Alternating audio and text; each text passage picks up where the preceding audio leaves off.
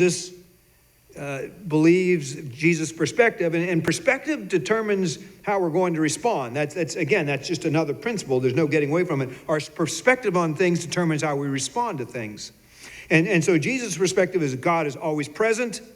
God is always right here.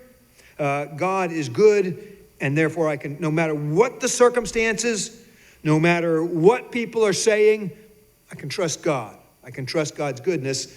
And because of that, no matter what the realities were that were spinning around Jesus, everywhere he was, he experienced a safe space.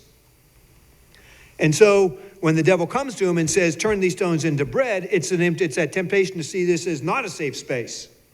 That God isn't really here. That God doesn't really care. That you are threatened, Jesus. And therefore you need to take things into your own hand and fix this situation.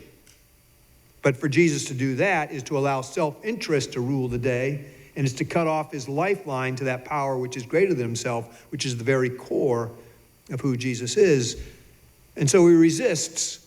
And interestingly enough, whether you understand it metaphorically or literally, when Jesus does that, he gets the provision he needs at the end of the story.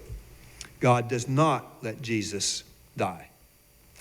At least not then and there.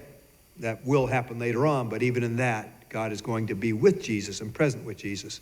And so Jesus doesn't say this naively. He's not glib. Jesus suffered. Jesus was attacked. Jesus was betrayed. Jesus was crucified. But what Jesus believed and what Jesus offers to all of us, and this is fundamental to what it means to be a Christian, is that God is with us always, and that God always offers us comfort and support.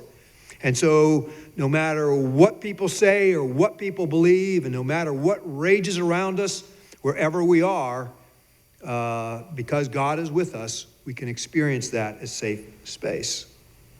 And you may not believe that. You don't have to. We want St. Matthew's to be a space where people can work through what they do or not do or don't believe. But I hope someday you will come to believe that.